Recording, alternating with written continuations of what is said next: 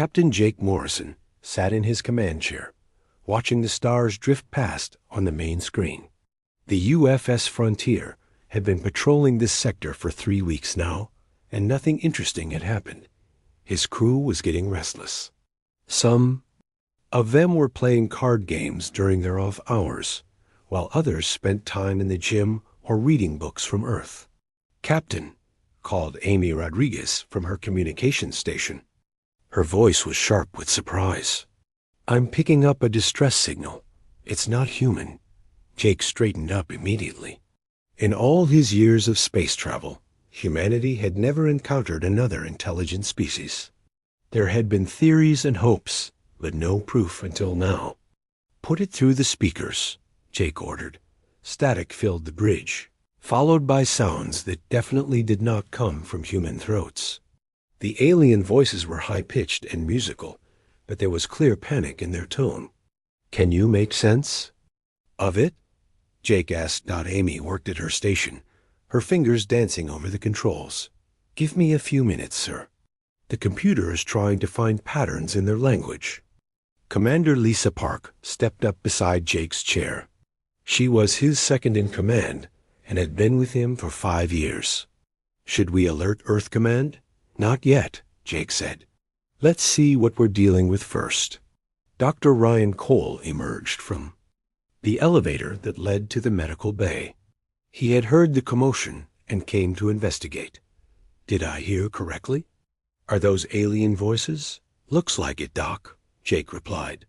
"Amy, any progress?" "Yes, sir." The computer found some basic mathematical patterns. "I think I can establish simple communication." Amy adjusted her headset and began speaking slowly into her microphone. "This is the human vessel Frontier. We received your distress call. Can you understand us?" The alien chatter stopped suddenly, and a new voice came through, speaking broken but understandable English. "Humans, you are the Deathworld dwellers? Please, we need help, but we are afraid." The bridge fell silent. Jake exchanged glances with Lisa and Ryan. "Deathworld dwellers? What did that mean?" "We are humans from Earth," Amy continued. "We want to help you. What is your emergency?" "Our ship is badly damaged. We are Velari people. The Kethmer hunt us. They want to make us slaves or kill us all. We run for many days, but our engines fail soon." Jake stood up and walked to Amy's station. "Ask them how many are on their ship and what kind of help they need." Amy repeated the questions. The alien voice, which sounded female, responded quickly. "We are 47 Velari on this ship, mostly families with children. Our life support fails in maybe 6 hours. Our engines cannot take us further. We heard stories about humans. They say you are warriors from a deadly world, but also that you sometimes show mercy to weak ones." Dr. Cole stepped forward. "Captain, if they have children and failing life support, we need to act fast." "I know, Doc." Jake turned to his tactical officer. "Nick, do you see their ship on sensors?" Lieutenant Nick Palmer looked up from his station. "Yes, sir. Small vessel, about half our size. I'm reading significant damage to their hull and engine systems. Their life support is definitely struggling. Amy, tell them we're coming to help. Ask if it's safe for us to approach their ship." As Amy translated, Jake felt the weight of the moment. This was humanity's first contact with an alien species, and it was happening during a crisis. These Velari were clearly refugees running from something called the Kethmer. The alien voice came back, filled with what sounded like relief and fear, mixed together. "You will help us, even though we cannot fight? Even though we are not strong like humans? We have heard the stories about your people. They say humans come from a world so dangerous that it makes you into perfect warriors. They say you eat poison for pleasure, and your bodies heal from wounds that would kill others." Lisa raised an eyebrow. "Poison for pleasure? Are they talking about coffee?" "Probably alcohol, too." Ryan added with a slight smile. Jake motioned for quiet. Amy, tell them we'll help anyone who needs it. That's what humans do. Ask them about these Kethmer who are chasing them. After Amy's translation, the Velari voice became sadder and more fearful. Kethmer are empire builders. They take worlds and make slaves of peaceful people. If people resist, they kill everyone. We Velari are healers and farmers. We cannot fight them. Many of our worlds are already taken. This ship carries refugees from 3 different planets. How far behind are the Kethmer? Jake asked. We think. Maybe one day, perhaps less. Their ships are faster than ours, but they stopped to raid another world. That gave us time to escape. Jake looked around at his crew. He could see the determination in their faces. Nobody suggested leaving these aliens to their fate. Amy, tell them we're moving to assist right now. We'll get their people aboard our ship and make sure they're safe. Captain, Lisa said quietly, if these Kethmer are as dangerous as they say, we might be getting into more than we can handle. Maybe, Jake replied. But we can't leave kids to die in space. Nick set course for their ship. Best speed. Yes, sir.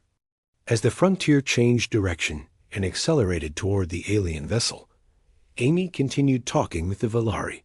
She learned that their spokesperson was named Quilven and that she was some kind of leader among the refugees. Captain Morrison. Amy said, Quilven wants to know if we're sure about this. She says that helping them might bring the Kethmer's anger down on us. Jake thought for a moment. Humanity had been alone in space for so long, exploring and building colonies, but never finding other intelligent life. Now their first contact was with refugees who needed protection from an aggressive empire. Tell her that humans don't abandon people in trouble, Jake said firmly. We'll figure out the rest as we go.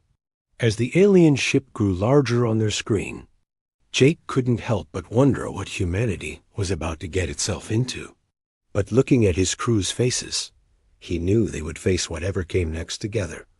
The Frontier moved closer to its destiny, carrying the hopes and fears of 2 very different species toward an uncertain future. The Frontier's docking bay had never been so crowded.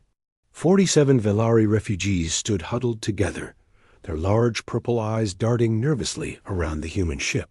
They were tall and thin, with pale blue skin and delicate features that reminded Dr. Ryan Cole of gentle deer. Their hands had 4 long fingers, and they moved with careful, graceful steps. Captain Jake Morrison watched as his crew tried to make the aliens comfortable. The Velari seemed terrified of everything, jumping at sudden noises and backing away whenever a human came too close. Dr. Cole, Jake called out, how are they doing medically? Ryan looked up from his scanner. Their vital signs show extreme stress, but no immediate health dangers. However, Captain, there's something strange. My medical scanner is reading toxin warnings whenever it scans near our crew members.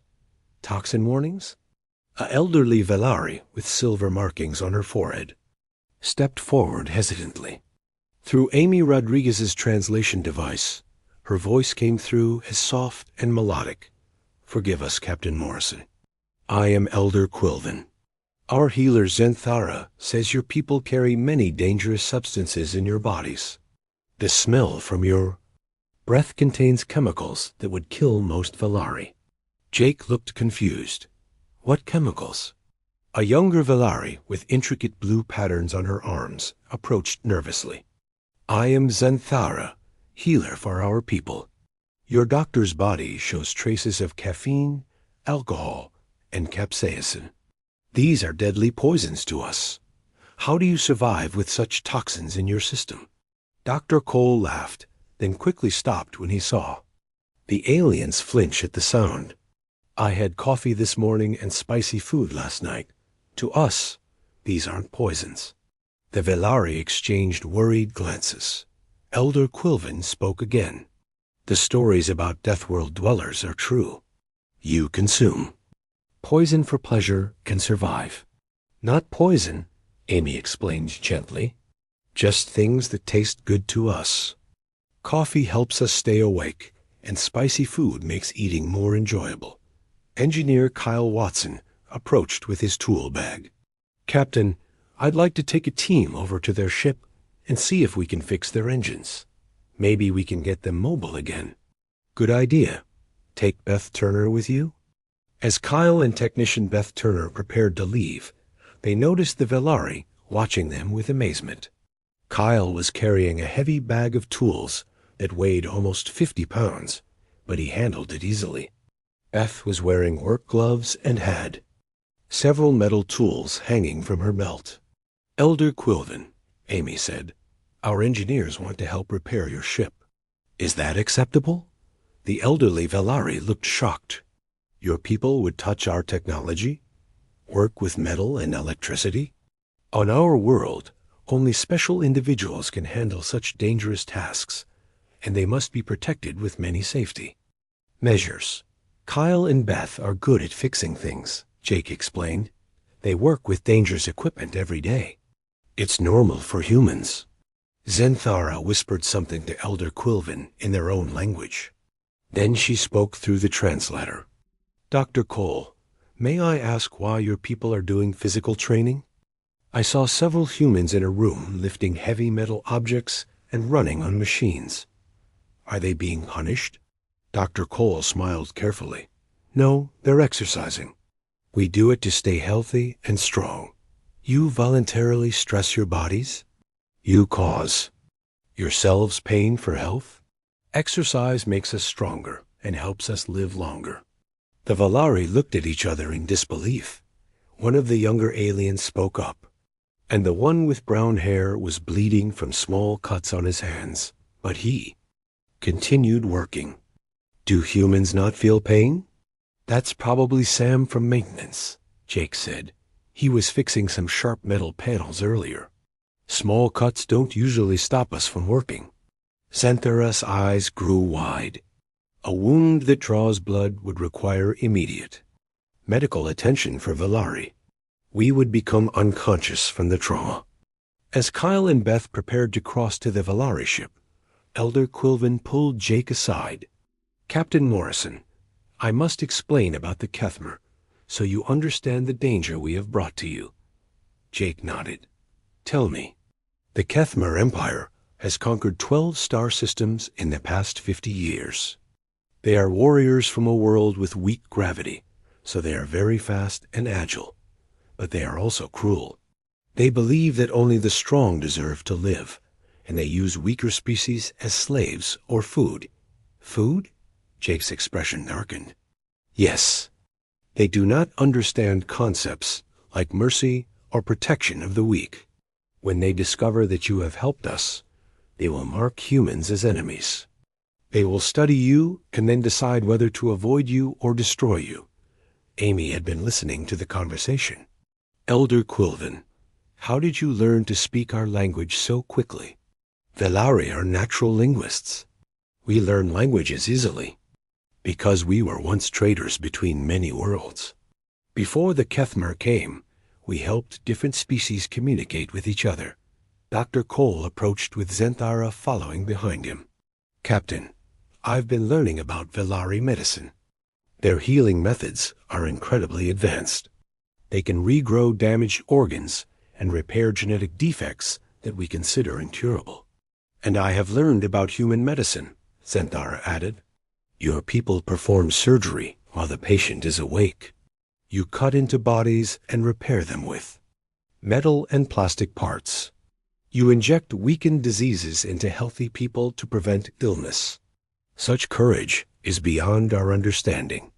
Kyle's voice came over the communication system from the Velari ship. Captain, you need to see this technology. Their engines run on principles I've never seen before. No harmful radiation, no pollution, and incredibly efficient. But the materials are so delicate that a small impact damaged everything. Can you fix it? Jake asked. I think so, but it'll take some creative human engineering. These systems are amazing, but they're built for a perfect environment. One rough landing would destroy them. Beth's voice joined the conversation. Sir, I think I can reinforce their technology with some of our materials. Make it more durable, without losing the efficiency. Elder Quilvin looked at Jake with something approaching wonder. Your people share knowledge freely, even with strangers? Why wouldn't we? Most species guard their technology carefully. They fear others will use it against them. We believe knowledge should be shared, Jake explained. It makes everyone stronger. Zenthara touched Dr. Cole's arm gently with one finger. Doctor, may I ask why your people decided to help us? You knew nothing about us. We could have been dangerous. Ryan considered the question carefully. Because you asked for help. Because you had children who were afraid. Because it was the right thing to do. Even though helping us might bring the Kethmer's anger down on your people? Especially because of that, Jake interjected. Humans don't like bullies. Elder Quilvin looked around at the human crew members going about their work. Some were bringing food and water to the Velari refugees. Others were setting up temporary sleeping areas. Everyone seemed focused on helping the aliens feel safe and comfortable. We came seeking asylum from Deathworld warriors, she said softly. But perhaps we have found something else. Perhaps we have found protectors. As the day continued, both species learned more about each other.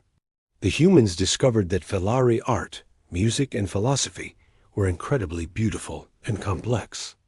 The Velari learned that human strength came not just from their dangerous world, but from their willingness to help others despite personal risk.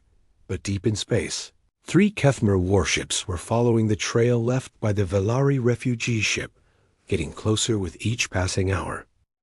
Lieutenant Nick Palmer's voice cut through the peaceful atmosphere on the bridge like a knife. Captain, we have 3 large ships dropping out of hyperspace. They're not human design. Captain Jake Morrison was in the middle of reviewing repair. Progress with Kyle Watson when the alarm sounded. He rushed to the bridge with Dr. Ryan Cole and Commander Lisa Park close behind him. Show me, Jake ordered. The main screen filled with the image of 3 dark, angular ships that looked like giant metal spears. They were twice the size of the Frontier and covered in weapon ports. Their hulls were black with red markings that seemed to glow in the starlight. Those are Kethmer warships, Amy Rodriguez said, her voice tight with worry. She had been talking with Elder Quilvin when the ships arrived. The Velari are terrified. Some of them are crying. In the docking bay, the Velari refugees had gathered together in a tight group. Several of the children were making soft, frightened sounds. Elder Quilvin and Zenthara were trying to comfort their people, but their own fear was obvious. Incoming. Transmission, Amy announced. They're demanding to speak with our captain. Put them through, Jake said. The screen changed to show a reptilian face with yellow eyes and sharp teeth. The creature's skin was dark green with black stripes, and its head was elongated like a crocodile's. When it spoke, its voice was harsh and full of menace. Human vessel, I am Commander Vextel of the Kethmer Empire. You have stolen property that belongs to us. Return the Velari slaves immediately, and we will consider not destroying your ship. Jake felt anger rising in his chest, but he kept his voice calm. I'm Captain Morrison. The Velari are not property. They're refugees seeking protection, and we've granted them asylum. Vextel's yellow eyes narrowed. Asylum? What is this word? The Velari are livestock. They exist to serve their betters. You will return them now. No, Jake said simply. The Kethmar commander seemed shocked by the direct refusal. You dare refuse the Kethmar Empire? Your single ship against 3 of our warships? Are humans stupid as well as weak? Lisa stepped closer to Jake. Captain, our weapons are no match for 3 ships that size. I know, Jake whispered back. Then he spoke louder. Commander Vextel, The Valari are under human protection now. We will not surrender them to slavery. Protection? Vexthul laughed, a sound like grinding metal. The weak do not deserve protection. They deserve to serve or die. This is the natural order. Dr. Cole moved to Jake's other side. Captain, I need to check on the Valari. This conversation is making them panic. Go ahead, Doc. As Ryan left the bridge, Vexthul continued his threats. Human Captain, you do not understand what you face. The Kethmer Empire spans many star systems.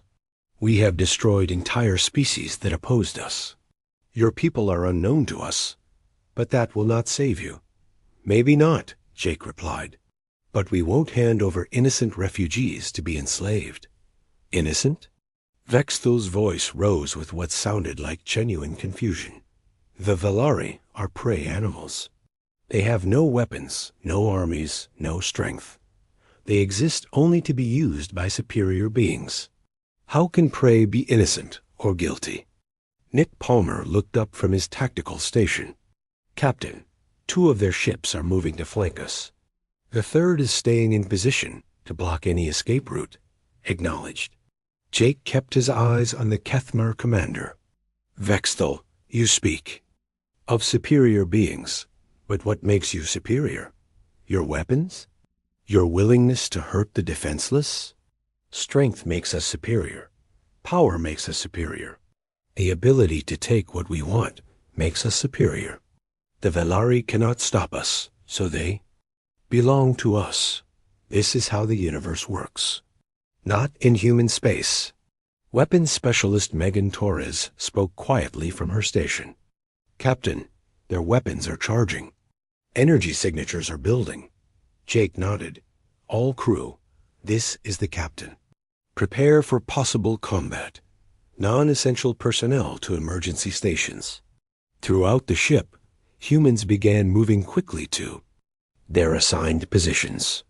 In the docking bay, several crew members stayed with the Valari refugees to keep them calm. Kyle Watson and Beth Turner were still working on the alien ship, but now they were also preparing defensive measures. Vexthul's image leaned forward on the screen. You prepared to fight? Good. The Kethmer respects strength, even when it is foolish strength. I will give you one final chance, human captain. Surrender the Valari, and we will make your deaths quick. And if we refuse, then we will take the Valari from the wreckage of your ship, and your deaths will be slow and painful. Jake looked around at his bridge crew. Every one of them looked back with determination. They all knew they were outgunned, but none of them suggested surrendering. The refugees. Commander Vexthul, Jake said clearly, humans have a saying. We don't negotiate with bullies. The Kethmer commander's face twisted with rage. Bullies? We are conquerors. We are the strong taking from the weak. This is natural law. Maybe where you come from. But humans believe the strong should protect. The weak, not prey on them. Protect the weak? Vexthul sounded like the concept was physically painful to him. Why would any rational being waste strength protecting those who cannot defend themselves? Because it's the right thing to do. Right? Wrong? These are meaningless words.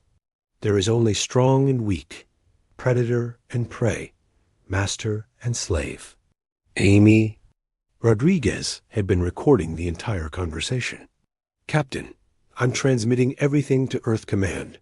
If we don't survive this, at least they'll know what happened. Dr. Cole's voice came over the intercom. Captain, the Valari want to surrender themselves to save us. Elder Quilvin says they won't let humans die for them. Tell them absolutely not, Jake replied firmly. We made a promise to protect them. Vexthul had been listening to the exchange. How amusing. The prey wants to sacrifice itself to save the predator, but it does not matter. We will take the Valari and destroy your ship anyway. You have defied the Kethmer Empire, and that cannot go unpunished. The Kethmer ships moved closer, their weapons now fully charged and aimed at the frontier. Jake could feel the tension on the bridge rising. His crew was ready to fight, but everyone knew the odds were terrible. "Megan, what's our tactical situation?" Jake asked. "Not good, sir. Their ships have heavier armor and more weapons than us. But our targeting systems are more advanced, and our weapons have better accuracy." "Kyle, how is the Valari ship?" Kyle's voice came through the communicator. "Engines are working, but barely. Their ship could move, but not fast enough to escape those warships." Nick Palmer suddenly spoke up. "Captain, I'm detecting additional ships on long-range sensors. Human signatures, but still several hours away. Too far to help us now," Lisa said quietly. Jake made his decision. "Vexthal, this is your last warning. Leave this system immediately, or face the consequences." The Kethmer commander threw back his head and made that grinding laugh again. "Consequences? From one small human ship? You amuse me, Captain, but my amusement is ended. Prepare to be destroyed." The transmission cut off, and the 3 Kethmer warships began their final approach. On the frontier, humans prepared to fight against impossible odds to protect a group of alien refugees they had known for less than 2 days. In the docking bay, Elder Quilvin watched the human crew members checking their weapons and preparing defensive positions. She turned to Zenthara and spoke in their own language. "What do you think?" Zenthara asked. "I think we are about to learn what Deathworld warriors are truly capable of." The first Kethmer energy blast hit the frontier's shields without warning. The ship shook violently, throwing several crew members against the walls. Emergency lights began flashing red throughout the vessel. "Return fire," Captain Jake Morrison shouted as he pulled himself back into his command chair. "Weapons specialist." Megan Torres's fingers danced across her control panel, firing main batteries. The Frontier's weapons lanced out at the closest Kethmer ship. The human weapons were smaller than the alien ones, but they hit exactly where Megan aimed them. The Kethmer ship's shields flickered and sparked. "Direct hit on their weapon systems," Nick Palmer reported. "Their forward guns are damaged." Commander Vexthal's angry voice filled the bridge. "Impossible. How did such weak weapons penetrate?" "Our shields?" "Because we know how to aim," Jake replied grimly. The battle quickly became chaotic. The 3 Kethmer ships had expected to destroy the single human vessel in minutes, but the Frontier proved much harder to kill than they anticipated.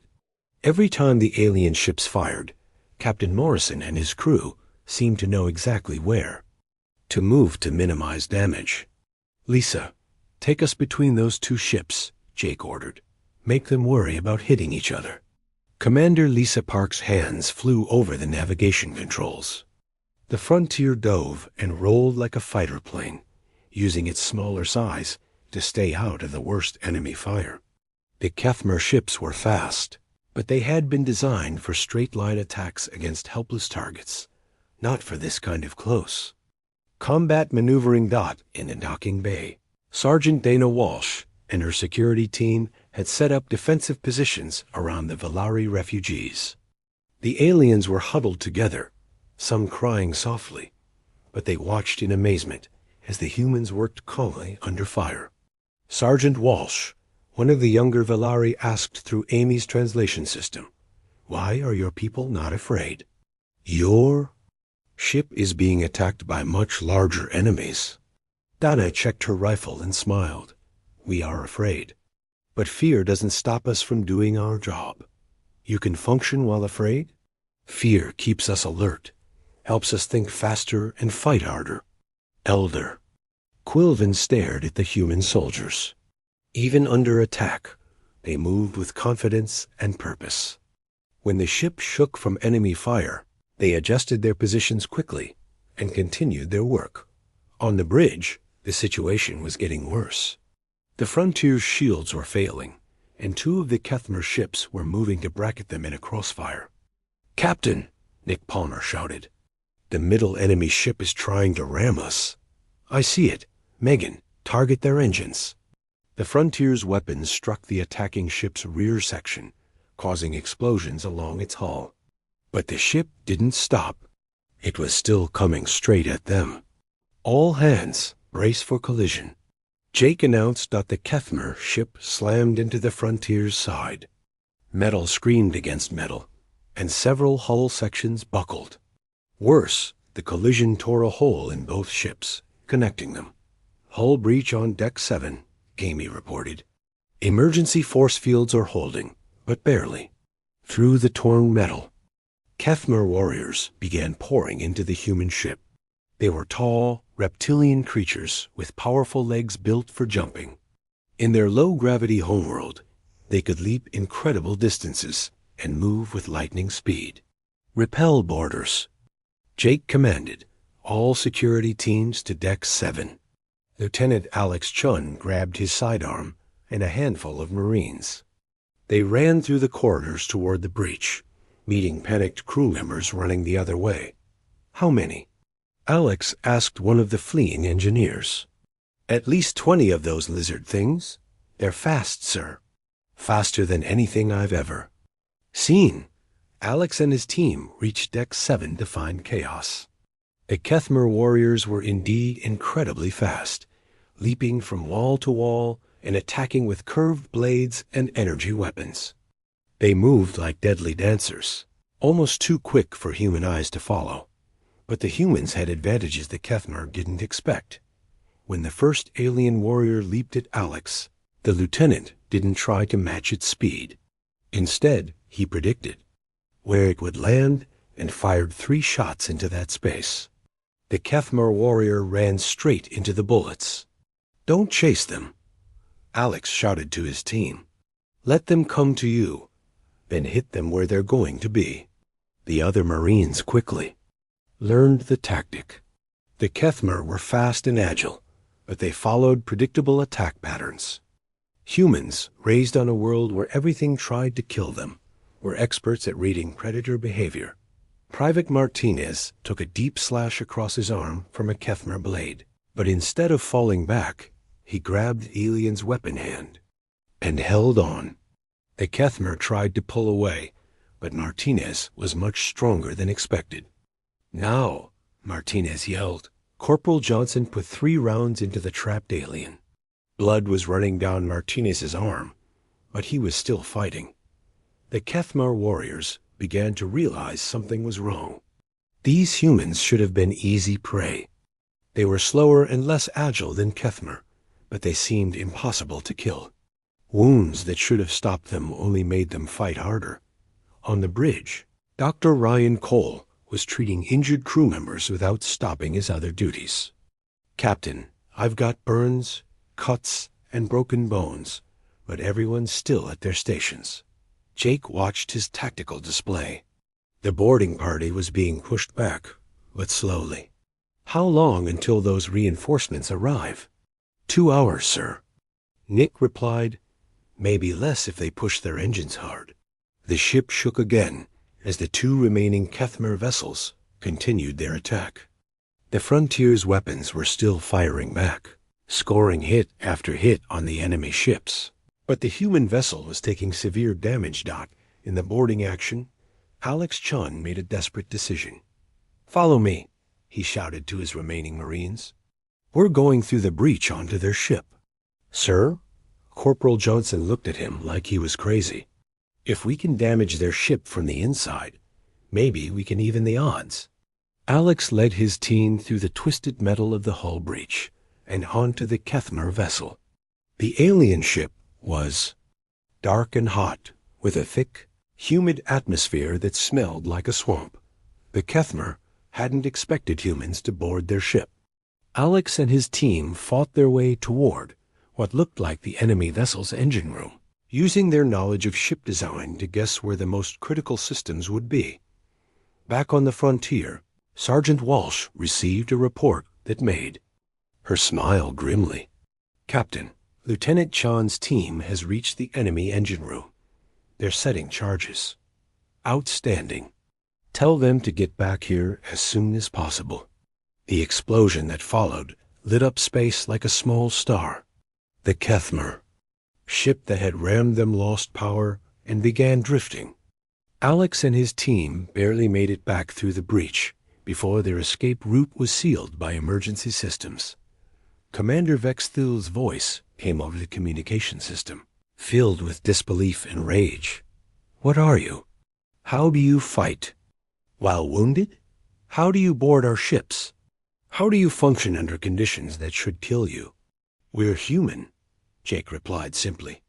We come from a world that spent millions of years trying to kill us. We learned to be tough. This is impossible. The weak cannot defeat the strong. Maybe you need to redefine what makes someone strong. The remaining 2 Kethmer ships were retreating now, their confidence shattered.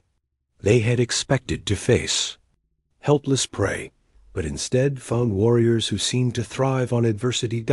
In the docking bay, Elder Quilvin and the other Villari watched human medical teams treating the wounded.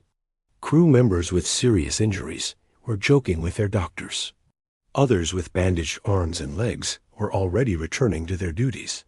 How? Zenthara whispered to Dr. Cole. How do they continue fighting while hurt? Pain tells us we're alive, Ryan replied as he stitched up a cut on Alex Chun's forehead. And being alive means we can still protect what matters. The young Villari healer stared at the humans in wonder. On her world, even a small injury would require rest and isolation. But these humans seemed to use their pain as fuel for their determination. As the Kethmer ships disappeared into hyperspace, Jake received a message from the approaching human fleet. This is Admiral Chris Thompson aboard the UFS Intrepid. Captain Morrison, we received your transmission. Are you all right? We're still here, Admiral. The Kethmer have retreated, but I don't think they're gone for good. Understood. We'll be there in 90 minutes. Prepare a full report on first contact procedures and this Kethmer Empire. Jake looked around at his battered but victorious crew, then at the Villari refugees who were staring at the humans with a mixture of awe and gratitude. The real war, he realized, was just beginning. Admiral Chris Thompson's fleet arrived like a wall of metal and light. 12 human ships dropped out of hyperspace around the damaged frontier, their weapons ready and shields up. Captain Jake Morrison had never been so happy to see reinforcements. In his life, the Admiral himself came aboard the Frontier 2 hours later. He was a tall man with gray hair and sharp eyes that missed nothing. As he walked through the ship, he saw the battle damage, the wounded crew members still working at their posts, and the 47 Villari refugees in the docking bay. Captain Morrison, Admiral Thompson said as they met in Jake's ready room. I've read your initial report. First contact with an alien species, refugees seeking asylum, and immediate combat with something called the Kethmer Empire. Is that accurate? Yes, sir. The Villari are peaceful people fleeing slavery. The Kethmer are aggressive empire builders who see other species as property. And you decided to protect the refugees even though it meant fighting 3 enemy warships. Jake straightened in his chair. It was the right thing to do, sir. Admiral Thompson smiled.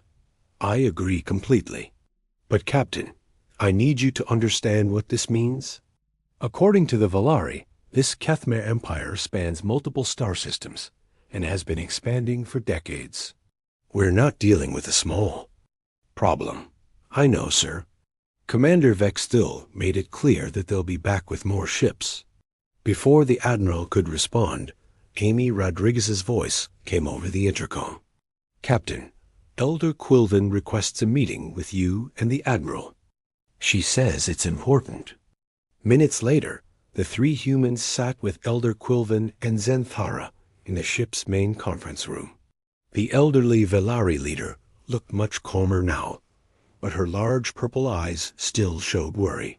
Admiral Thompson, she began through the translation device.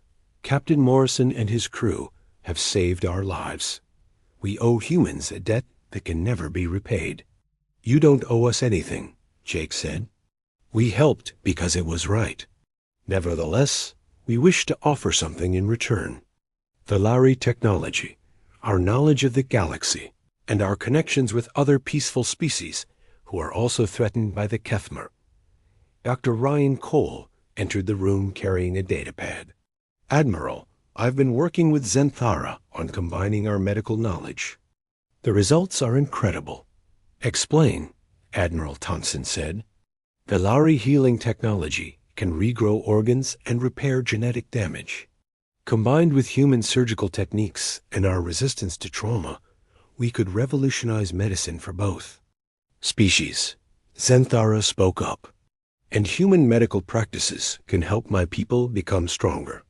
Your concepts of physical fitness and pain tolerance could extend Velari lifespans significantly. Engineer Kyle Watson appeared at the conference room door.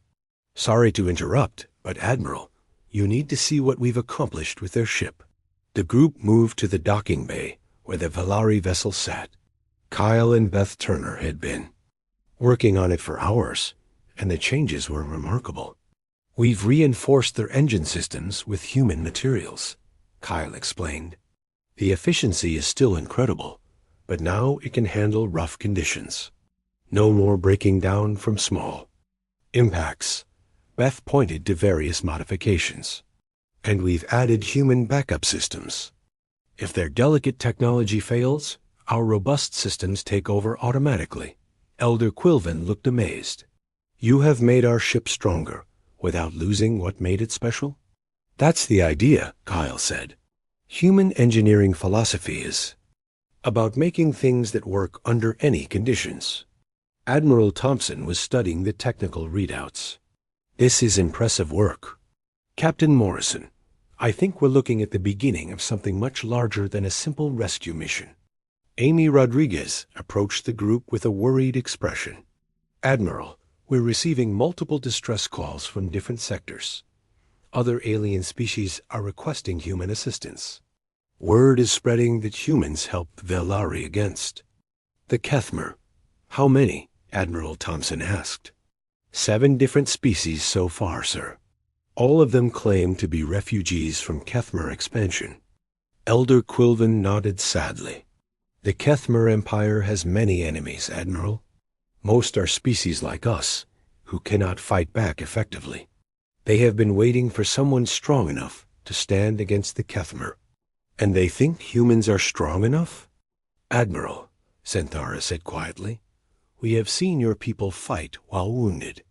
We have seen them board enemy ships during battle. We have seen them refuse to surrender innocent lives even when outnumbered. If humans are not strong enough, then no one is. Dr. Cole looked up from his medical scanner. Sir, there's something else. The Velari have contacted other friendly species in this region. They're sharing information about human capabilities and human values. We're becoming famous. Famous how? As protectors. As people who defend the weak instead of preying on them. Admiral Thompson walked to the window and looked out at the stars. Captain Morrison, when you helped these refugees, did you consider that you might be starting an interstellar war? Honestly, sir? No. I just saw people in trouble who needed help. Good answer. The Admiral turned back to the group. Because I'm about to make a decision that will definitely start an interstellar war. He activated his communication device. All ships, this is Admiral Thompson. I'm declaring this system under human protection. Any Kethmer vessels that enter this space will be considered hostile and dealt with accordingly. Elder Quilvin C. Eyes widened.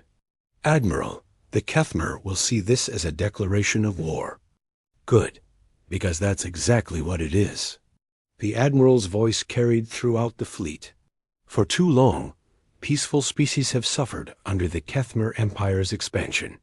Humanity will not stand by while innocent people are enslaved or murdered. We're drawing a line here and now. Captain Morrison felt a chill of excitement and fear. "Sir, Earth Command will need to approve this decision. Earth Command already has. I've been authorized to take whatever action I deem necessary to protect human interests and allied species." Admiral Thompson smiled grimly.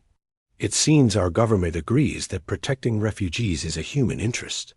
Over the next several hours, 3 more alien ships arrived seeking asylum. Each brought stories of Kethmer brutality and reports of other species desperately hoping for human intervention. Kyle and Beth found themselves leading mixed teams of human engineers and alien technicians, combining technologies in ways no one had imagined before. Dr. Cole worked with healers from 4 different species, sharing knowledge that would benefit everyone. Lieutenant Alex Chun, still bandaged from the boarding action, was training alien security personnel in human combat tactics. The aliens were amazed by human concepts of fighting while injured and using pain as motivation. As evening came, Jake found himself back in the conference room with Elder Quilvin and Admiral Thompson. The Velari leader was preparing to address her people, who had been watching the day's events with growing hope. "Captain Morrison," Elder Quilvin said softly, "when we first met, I told you that Velari had heard stories about humans. We knew you were called Deathworld dwellers, and that you were feared as warriors. What did you think when you first saw us?" Jake asked. "I was terrified. I expected savage killers who might help us but would probably hurt us." She paused, her large eyes reflecting the room's lights. "But I was wrong about what makes humans dangerous." "What do you mean?" "Your weapons are not the most dangerous thing about humans. Your strength is not the most dangerous thing. Your ability to fight while wounded is not the most dangerous thing." Admiral Thompson leaned forward. "Then what is?" Elder Quilvin stood and looked out at the mixed crews of humans and aliens working together in the docking bay. "The most dangerous thing about humans is that you remember what it means to be gentle with those who cannot defend themselves. You have all the power of a Deathworld species, but you use it to protect instead of to conquer." She turned back to them with something that might have been a smile on her alien features. "We came seeking asylum from Deathworld warriors, Captain Morrison, but we found something the galaxy needs much more. We found protectors who are strong enough to fight monsters and gentle enough to comfort children." As if summoned by her words, the sound of human laughter mixed with alien voices drifted up from the docking bay where Kyle was teaching Young Velari how human tools worked well. Beth showed them pictures of Earth's animals. The war with the Kethmer Empire was just beginning, but humanity had already won something more important. They had found their place in the galaxy not as conquerors, but as guardians of those who needed protection. And across known space, the word was spreading. If you were peaceful and in danger, look for the humans. They would stand between you and any threat, no matter how powerful, because that's what humans do. The morning sun cast purple light across the crystal gardens of Kepler Prime.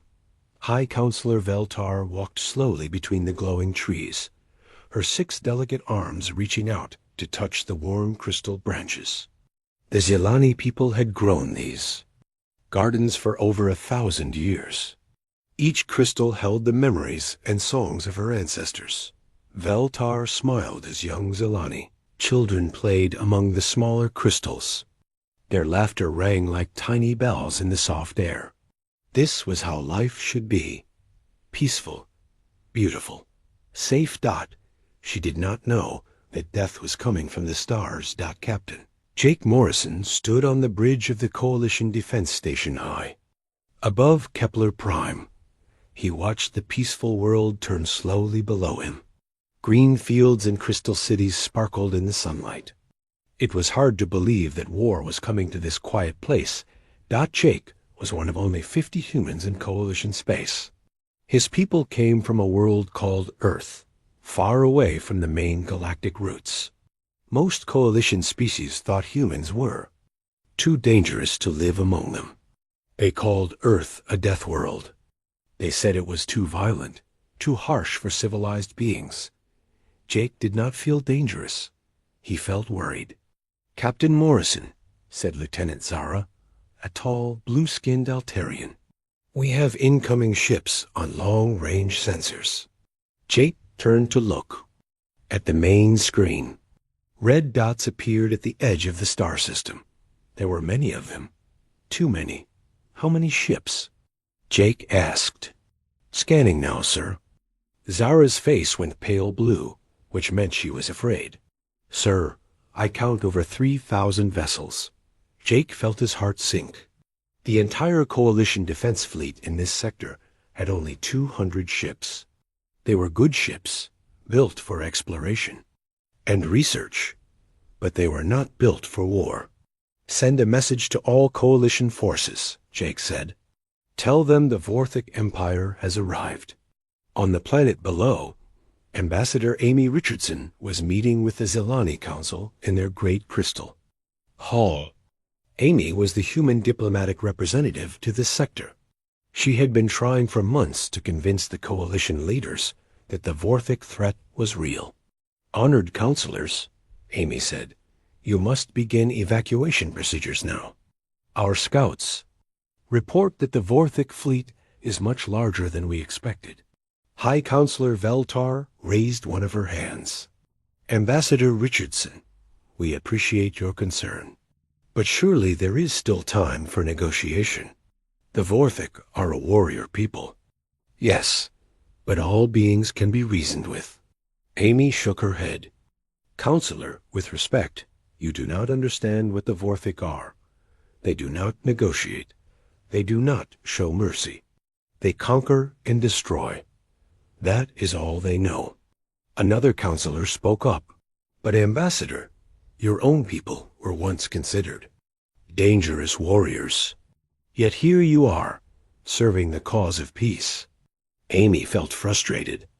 The coalition species were so peaceful, so trusting. They could not imagine a race that existed only to destroy others. "Please," she said, "just begin preparing evacuation ships. If I am wrong, you can always cancel the evacuation."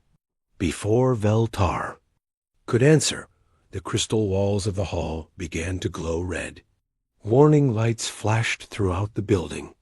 A voice spoke over the communication system.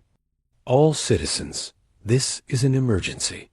Unknown ships have entered our star system. Please remain calm and await further instructions." In space above the planet, General Crix Than stood on the command deck of his massive warship. The Vorthic general was 7 feet tall, covered in thick gray scales.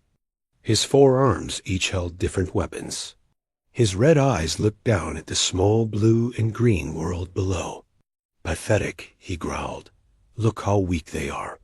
No defenses, no weapons. This will be over quickly." "General," said his aide, "the coalition defense fleet is moving to intercept us." Crixton laughed, a sound like grinding metal. 200 ships against 3,000? They are either very brave or very stupid. Orders, sir. Destroy them all. Leave no survivors. The galaxy must learn what happens when they resist the Vorthic Empire. Captain Jake Morrison watched the Vorthic fleet spread out like a dark cloud across space. Their ships were ugly things, covered in spikes and weapons. They looked like metal monsters ready to devour everything in their path. "All ships, this is Captain Morrison." Jake spoke into his communicator. "Form defensive line Alpha. Protect the evacuation routes at all costs." The coalition ships moved into position. They were beautiful vessels, with smooth curves and bright colors. Next to the Vorthic fleet, they looked like butterflies facing a swarm of wasps. The battle began with a flash of light that could be seen from the planet's surface. The coalition ships fought bravely. They used every trick they knew, every advanced technology they had developed over centuries of peaceful exploration. But it was not enough. The Vorthic had only one technology, and they had perfected it. The technology of war. One by one, the coalition ships were destroyed. Their shields failed under the massive firepower of the Vorthic weapons. Their hulls cracked and split open like broken eggs. Jake watched his friends die. Ships he had served on, captains he had shared meals with, all gone in bursts of fire and twisted metal. "Sir," Lieutenant Zara said, her voice shaking, "our shields are at 20%. All other ships in our group are destroyed." Jake looked at his crew. They were all young, all from different peaceful species. They had joined the coalition to explore the stars, to make friends with other races. They had never expected to die. In battle, "Abandon ship," Jake ordered. "Get to the escape pods." "What about you, sir?" Zara asked. "I have to send a message first?" Jake sat down at the communication station as his crew evacuated. His hands moved quickly over the controls. He set up a long-range transmission aimed at a distant part of the galaxy, a part that most coalition species did not believe existed. "This is Captain Jake Morrison of the Coalition Defense Force," he spoke into the recorder. "We are under attack by the Vorthic Empire. Our defenses have failed. Kepler Prime is about to fall. 3 billion innocent beings are about to die." He paused, watching as Vorthic ships began to land on the planet below. Fire bloomed across the crystal cities. "This is our last transmission. The coalition has fallen. If anyone receives this, remember us. Remember that we tried to stop them. And if you can hear this message, if you are out there somewhere, please help them. Help the ones who will come after us." Jake ended the transmission and sent it racing across the galaxy toward Earth. Then he ran for the last escape pod as his ship exploded around him. On the planet below, High Counselor Veltar stood in her burning crystal garden. The beautiful trees were shattered, their light fading. Vorthic soldiers marched through the streets, their weapons destroying everything in their path. She thought of Ambassador Richardson's warning. The human had been right. The Vorthic could not be reasoned with. They were destroyers, nothing more. As the Vorthic ships darkened the sky above her world, Veltar sent out one last prayer to the stars. She prayed that someone, somewhere, would hear their cries for help. She did not know that her prayer was already racing through space, carrying a message to a distant world where dangerous beings lived. Beings who had been waiting for such a call. Beings who are about to answer. 3 months had passed since Kepler Prime burned. Commander Ben Hayes stood in the command center of Sanctuary 7, looking at reports that filled him with dread. The old mining station floated in empty space, far from any star system. It was supposed to be hidden. It was supposed to be safe, but nowhere was safe anymore. "Commander," said Dr. Lisa Park, walking up to his desk with a data pad in her hands, "I have the latest refugee reports." Ben looked at the human doctor. Lisa had been studying alien biology for the Coalition for 5 years. Now she spent her days listening to horror stories and trying to understand why the Vorthic were so cruel. How many more ships arrived today? Ben asked. 17. Most of them are damaged. They barely made it here. Lisa sat down heavily. Ben, the stories they tell. Entire worlds stripped clean. Species that have lived for thousands of years, just gone. Ben nodded sadly. He had heard too many of these stories. The Vorthic did not just conquer planets. They destroyed everything that made them special. They took all the resources, enslaved the strong, and killed the rest. "What about the Helix Nebula colonies?" Ben asked. "Gone. All 12 worlds. The Crystalline Collective tried to surrender, but the Vorthic killed them anyway. They said surrender was a sign of weakness." Ben closed his eyes. The Crystalline Collective had been one of the oldest and wisest species in the galaxy. Their crystal cities had been works of art that took centuries to grow. Now they were space dust. In the engineering section of the station, Megan Torres worked. Alone in the dark, the human engineer had told everyone she was fixing the long-range sensors. That was not exactly true. Megan was building something much more important, something that might save them all. She had been working for weeks to modify the station's communication array. The coalition leaders thought she was just making repairs. They did not know she was trying to send a message to a place they thought was just a legend. Earth. Most coalition species believe that humans came from some distant, unimportant world. Only a few people knew the truth. Earth was real, and it was much closer than anyone thought. But the coalition had banned most humans from their space long ago. They said humans were too dangerous. Megan hoped they were right. Status report, came a voice behind her. Megan turned to see Senator Thulvis, the leader of the remaining coalition government. The tall, thin alien had green skin and large eyes that always looked worried. Just finishing the sensor repairs. Senator, Megan said, trying to look casual. Good. We need every advantage we can get. Thulvis looked around the engineering bay. Engineer Torres, can I ask you something? Of course. In your professional opinion, do we have any chance of stopping the Vorthik? Megan stopped working and looked at the senator. She could see the fear in his large eyes. Honestly? No, not with what we have. I was afraid you would say that. Thulvis walked away slowly, his shoulders bent with the weight of leading a dying civilization. When he was gone, Megan went back to her secret work. She connected the last few wires and activated the new communication system. If this worked, her message would reach Earth in about 2 weeks. If anyone there was listening. In the medical bay, Dr. Lisa Park studied data from Vorthik prisoners, captured in recent battles. She had been trying to understand what made them so aggressive. What she found made her sick. The Vorthik had changed themselves. Through genetic engineering and cybernetic implants, they had removed their ability to feel fear, doubt, or mercy. They had turned themselves into perfect killing machines. It explains everything, she said to her assistant, a young Altarian named Kef. They cannot stop fighting because they have made it impossible for themselves to stop. Is there a way to reverse it? Kef asked. Maybe.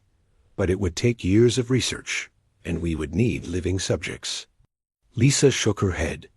We do not have years. We have weeks at best, Dr. Park, came a voice over the communication system.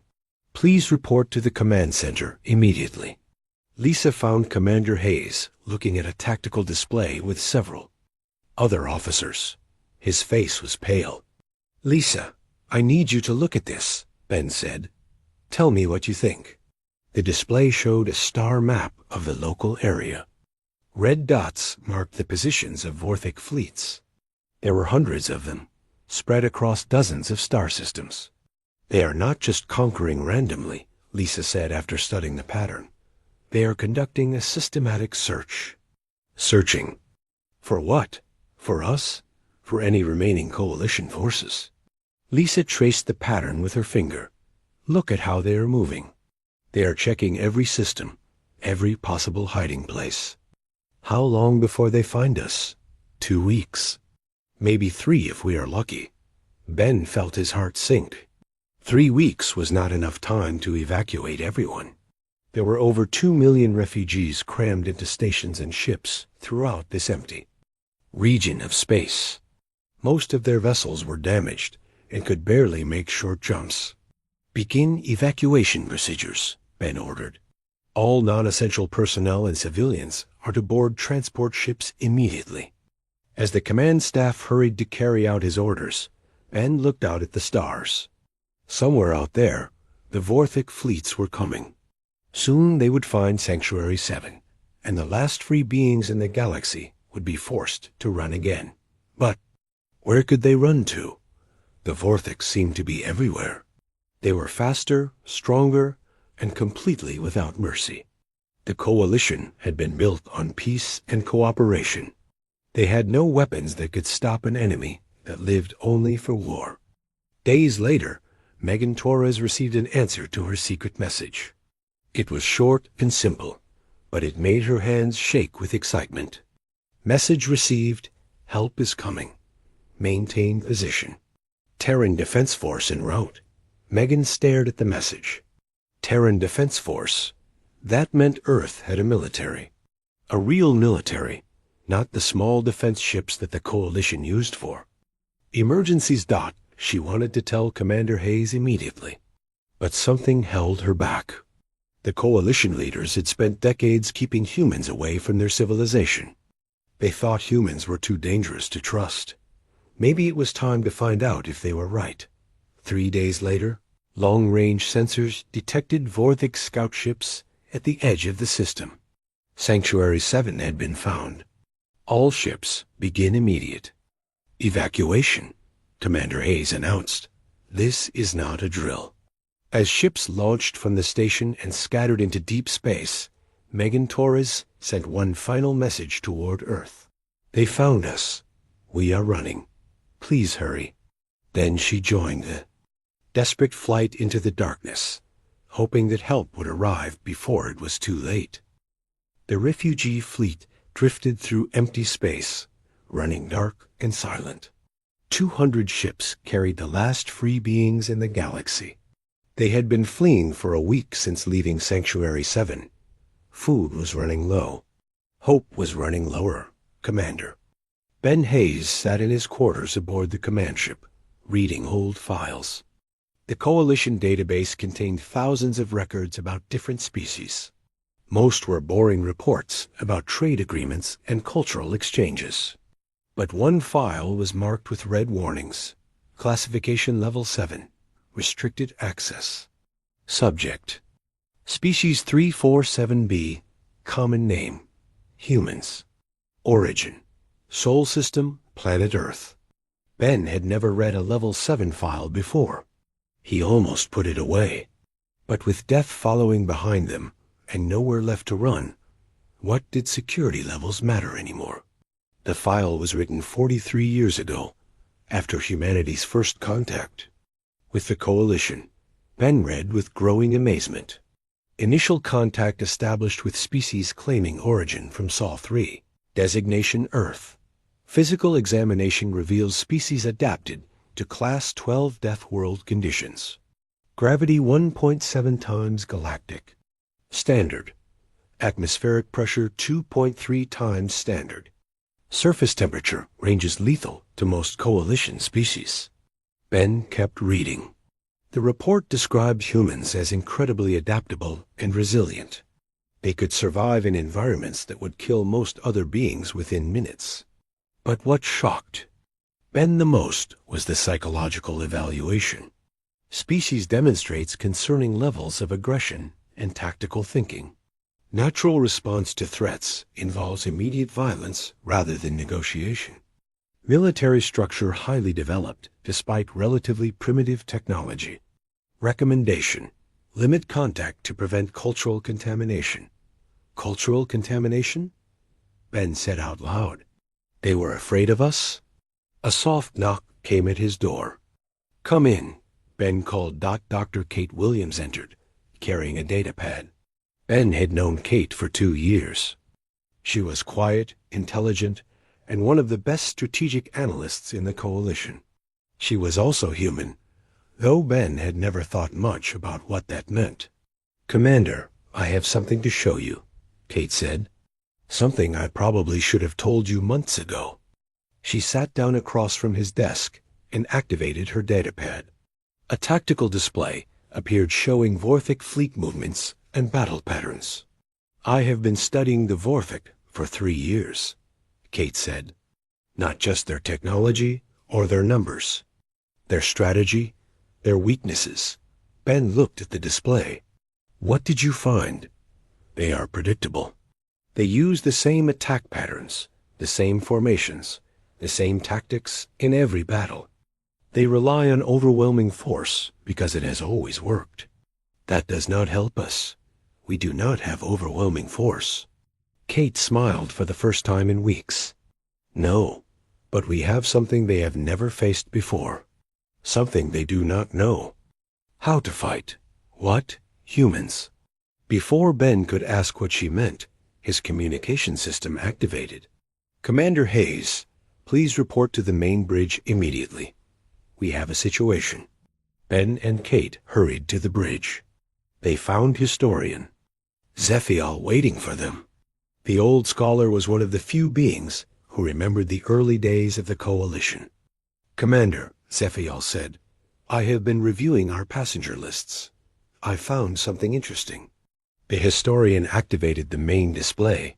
Names and faces appeared, showing Coalition personnel from different ships in the fleet. These are all humans, Zephiel said, but look at their positions. Ben studied the list.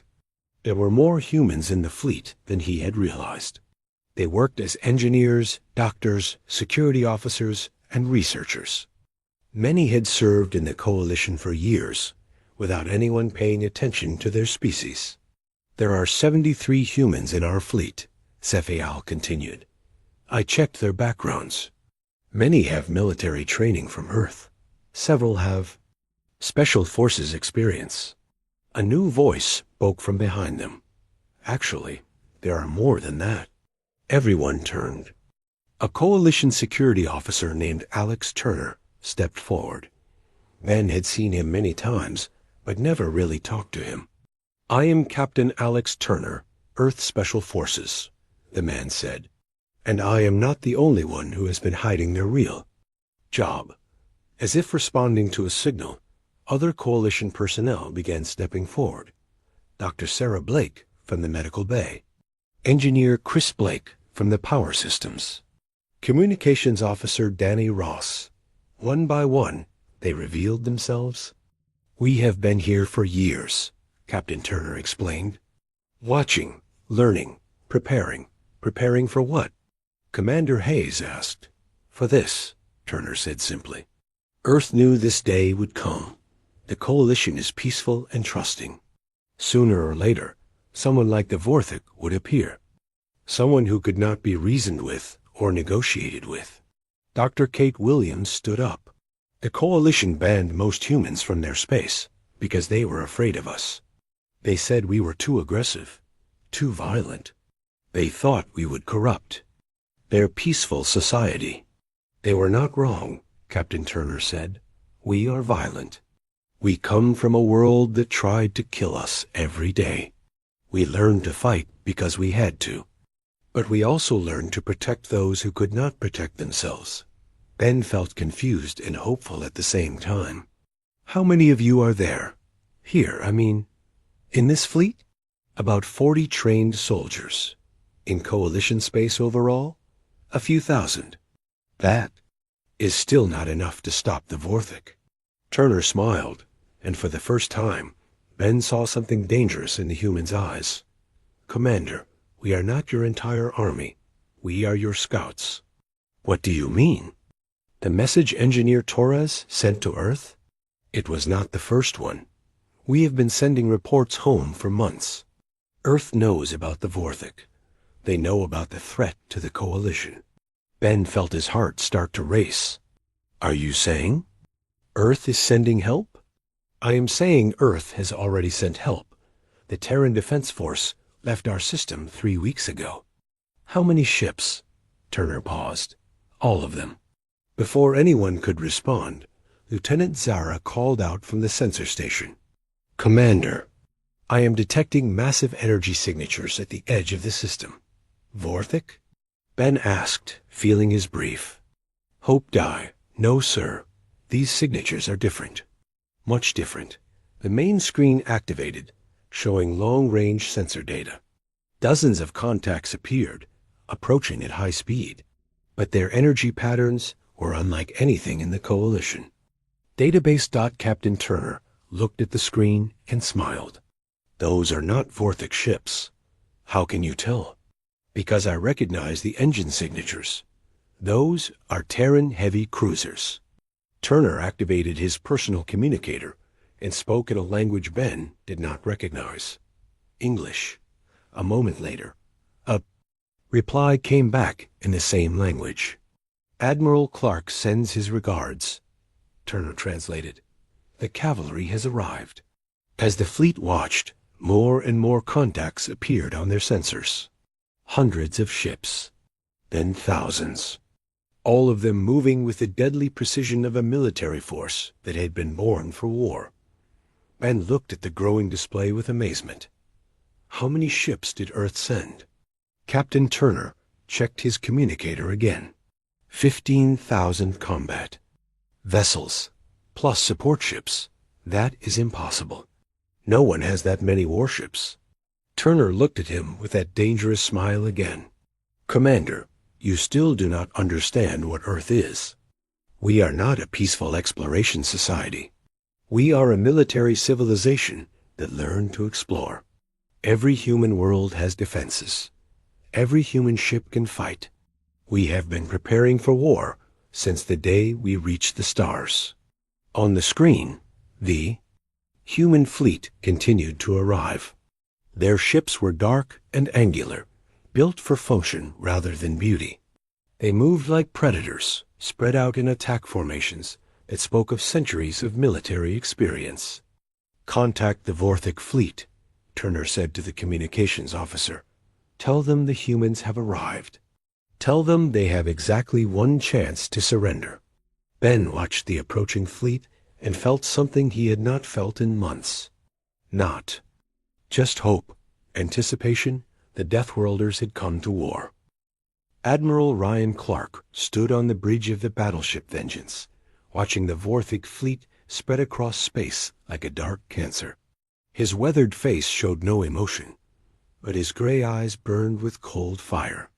Behind him, 15,000 human warships waited for his command. Admiral, reported his communications officer, the Vorthak fleet commander is responding to our surrender demand. Put him on screen. General Crix then appeared on the main display, his scaled face twisted with rage.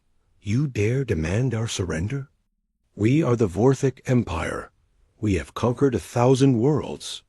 And now you face Earth, Ryan said simply. You have 5 minutes to withdraw from this system. Crix then laughed, showing rows of sharp teeth. Humans, the weak species hiding in the outer rim. We will crush you like all the others. 4 minutes and 30 seconds. The Vorthic general's eyes widened with anger. You think your little fleet can stop us?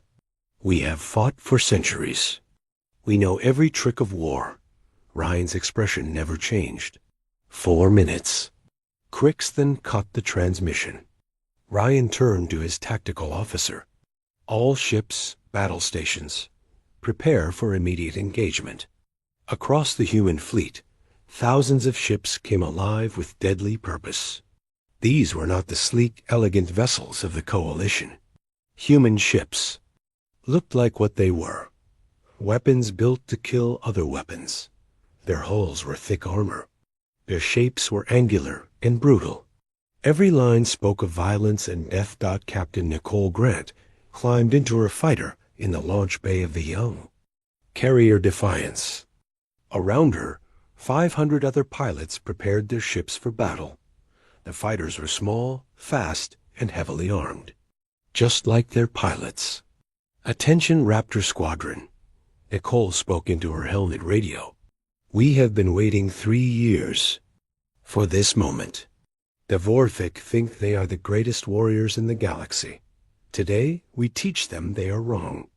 Copy that, Raptor Leader, came the responses from her squadron. Nicole had trained these pilots herself. They were all volunteers from Earth's colonial worlds. They had grown up hearing stories about the peaceful Coalition species being hunted and killed by the Vorthic. They were ready to fight. Launch in 30 seconds, came the order from the carrier bridge. Nicole felt her heart rate slow down, her breathing become steady. This was what humans did. This was what they were born for. War. On the command ship of the refugee fleet, Commander Ben Hayes watched the human fleet deploy with amazement. The ships moved with perfect coordination, spreading into attack formations that looked like nothing he had ever seen before. "Look at them," Dr. Kate Williams said, standing beside him. "Every ship knows exactly where to go. No confusion, no hesitation. How is that possible?" Ben asked. Captain Alex Turner answered from behind them. "Because we have been practicing this battle for 20 years. Earth's military academies run simulations of fighting the Vorthik every month. Every ship captain knows the plan. On the main screen, the human fleet finished its deployment. The formation looked like a giant arrow pointed straight at the Vorthik forces. But Ben noticed something strange. "They are outnumbered," he said. "The Vorthik have more ships." Turner smiled that dangerous smile again. "Numbers do not win battles, Commander. Tactics do." The battle began when Admiral Clark gave a single word. "Execute." The human fleet erupted into motion. But they did not charge forward like Ben expected. Instead, they split into dozens of smaller groups, each one moving in a different direction. The Vorthik fleet tried to respond, but their movements were slow and predictable. General Crix then watched from his command ship as the human forces scattered like seeds in the wind. "What are they doing?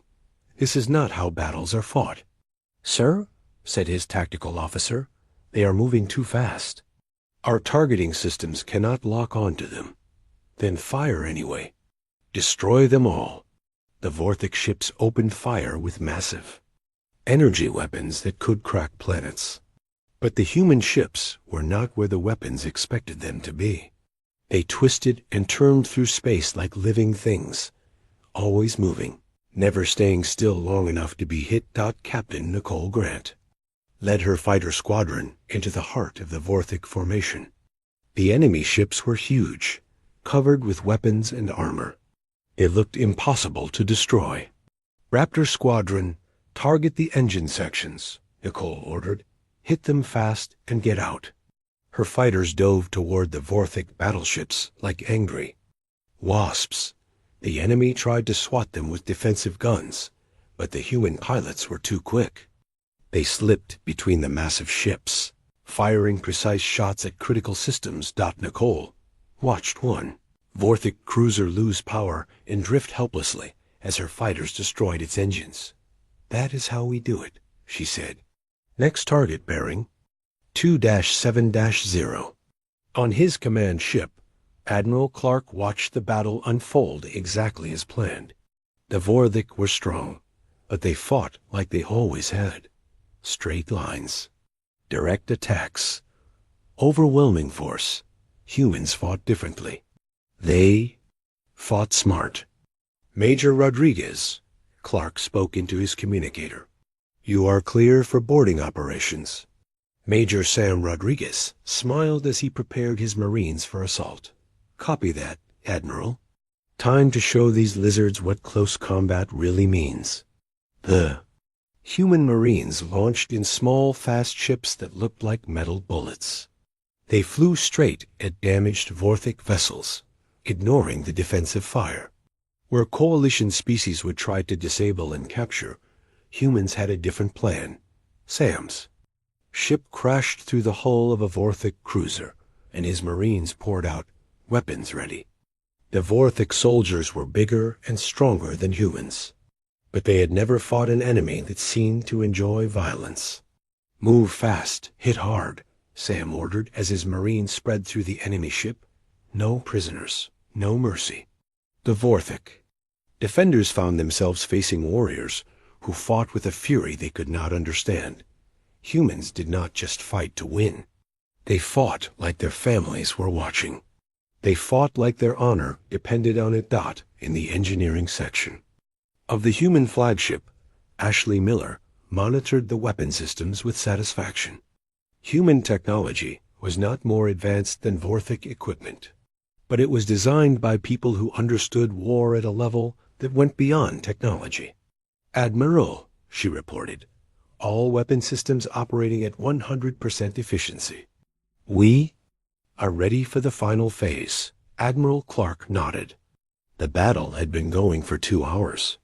The Vorthic fleet was larger, but half their ships were now damaged or destroyed. The human forces had lost only a few dozen vessels. All ships, Clark announced, begin final assault. Show them what happens when they threaten innocent people. The scattered human fleet suddenly came together like a closing fist. Every ship that had been dancing around the edges of the battle now charged straight at the Vorthic center. It was not the wild charge of desperate beings. It was the calculated attack of predators who had been playing with their prey. General Crixton watched his mighty fleet crumble under the human assault. This was impossible. The Vorthic had never lost a battle. They were the greatest warriors in the galaxy. "Sir," his aide said urgently, "our losses are at 60%. We must retreat. The Vorthic do not retreat. Sir, if we stay, they will destroy us all." For the first time in his life, Crixton felt something he had never experienced before. Fear. These humans fought like demons. They showed no mercy, took no prisoners, and seemed to enjoy every moment of destruction they caused. "Signal the fleet," he said finally. "Full retreat. Get us out of here." As the Vorthic ships turned and fled into hyperspace, Admiral Clark watched with grim satisfaction. The enemy was beaten, but not destroyed. That was intentional. He wanted some of them to escape. He wanted them to spread the word. The humans had arrived. The galaxy had new protectors, and they were everything the peaceful species had always feared them to be. 2 weeks after the Great Battle, President Luke Anderson arrived at the rebuilt Sanctuary 7 station. The leader of Earth walked through halls filled with beings from dozens of different species. All of them stopped to stare at him as he. Pastor Luke was not what most aliens expected from the leader of a warrior race. He was average height, gray-haired, and wore simple clothes. But his eyes held the same quiet strength that all humans seemed to carry. The strength of someone who had grown up on a world that tried to kill him every day. "Mr. President, Commander," Ben Hayes said, greeting him at the main airlock. "Welcome to Sanctuary 7. "Thank you, Commander. I am sorry it took so long for us to get here." Ben shook his head. "Sir, you arrived exactly when we needed you most." They walked together toward the main conference room, where representatives from every surviving coalition species waited. Luke could see the fear and hope mixed in their alien faces. For months, they had been running and hiding. Now they did not know what to expect from their rescuers. "Have the Vorthic made contact?" Luke asked. "Yesterday. They sent a diplomatic ship under a white flag. They want to discuss surrender terms." Luke smiled slightly. "I bet they do." In the conference room, Senator Thildus stood as the human president entered. The thin green alien had led the coalition government through its darkest days. Now he faced a choice that would change the galaxy forever. "President Anderson," Thildus said formally, "on behalf of the Coalition of Free Worlds, I welcome you to our space." "Thank you, Senator. Though I believe your space and our space are about to become the same thing." Ambassador Hannah Foster, the lead human diplomat, activated holographic display showing the current situation. The map showed Vorthic territory in red, coalition space in blue, and human space in green. The green section was much larger than anyone had expected. "The Terran Federation controls 47 star systems," Hannah explained to the surprised alien leaders. "We have been expanding quietly for 60 years, always staying away from coalition trade routes." "But why?" asked Dr. Lisa Park. "Why? Did you hide from us?" "Because you were afraid of us," Luke said simply. "Your government classified us as a dangerous species and banned us from your space. We respected that decision." High Counselor Veltar, who had survived the destruction of Kepler Prime, spoke up. "We were wrong. We let our fear blind us to what you really were. And what were we? Protectors. You came to save us, even though we had rejected you. Luke nodded. That is what humans do. We protect those who cannot protect themselves. The door to the conference room opened, and General Kevin Murphy entered with 2 Vorthic prisoners. The alien warriors looked defeated and afraid. For the first time in their lives, they had met an enemy they could not defeat. These are Vorthic diplomatic representatives, General Murphy announced. They have a message from their emperor. The lead Vorthic stepped forward reluctantly. His scales were pale, and his red eyes looked at the floor. The Vorthic Empire requests terms of surrender. A shocked silence filled the room. The most feared military force in the galaxy was asking for mercy. What terms do you offer? Luke asked. Complete withdrawal from all occupied territories. Return of all prisoners and stolen resources. Payment of war damages to affected worlds. And in return, we ask only that you do not destroy our home worlds. Our people have families, children. Luke looked around the room at the coalition leaders. These beings had every right to demand revenge. The Vorthic had destroyed their worlds, killed their people, and nearly wiped out their entire civilization. What do you think, Senator? Luke asked Thulvis. The alien leader was quiet for a long moment. We are not a vengeful people, Mr. President. If they truly surrender, we will accept their terms. Good. General Murphy, tell the Vorthic Emperor that we accept their surrender, but there will be conditions. What conditions? The Vorthic diplomat asked nervously. Your military will be disbanded. Your warrior culture will end. Your people will learn to live in peace, or they will answer to us. The Vorthic nodded quickly. We understand. We accept.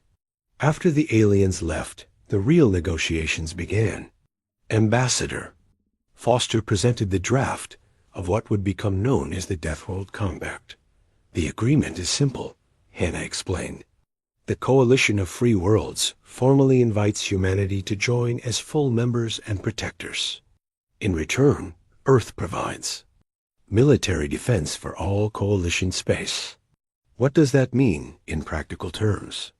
Asked Senator Thul Vest. Admiral Lawrence Scott, commander of the human peacekeeping forces, answered, We will establish naval bases in key systems throughout Coalition territory. We will train Coalition forces in defensive tactics. And we will respond to any threats against member worlds. You would do this for us, even after we rejected you? Luke stood up and walked to the viewing window that looked out at the stars. Senator, humans have a saying, the strong protect the weak. It is not just what we do, it is who we are. But what do you get in return? The chance to explore the galaxy alongside friends instead of hiding in the shadows.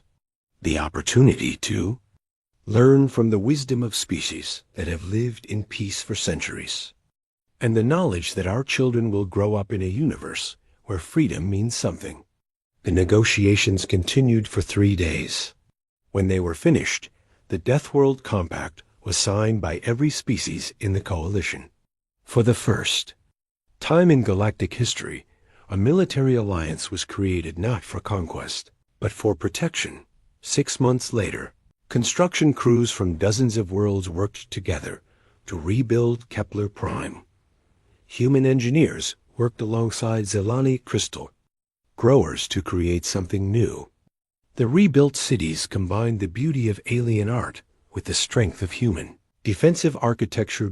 General Murphy walked through the construction site with High Counselor Veltar. The Zelani leader had aged during the war, but her hope had returned. It is different than before, she said, looking at the new crystal gardens surrounded by shield generators and defensive platforms. Is that bad? Murphy asked. No, it is better. Beautiful, but safe. We learned that sometimes beauty needs protection. They watched as human and alien children played together in the garden. The human children taught the aliens games that involved running and climbing. The alien children showed the humans how to make the crystals sing with their touch. "General," Beltar said, "may I ask you something?" "Of course. Why did your people really come?" The truth, not the diplomatic answer. Murphy was quiet for a moment, watching a human girl help a young Zalani boy reach a high crystal branch. "Because someone had to," he said finally. "Because in this big, dangerous universe, the strong protect the weak. That is not just human nature. That is the right thing to do." Above them, human patrol ships moved silently through the sky, keeping watch over the peaceful world below. The age of fear was over. The age of protected peace had begun. And at the edge of the system, monitoring stations scanned the stars for any threat that might come. If danger appeared, the message would go out instantly to a dozen human naval bases. The Deathworlders were watching. The galaxy was safe.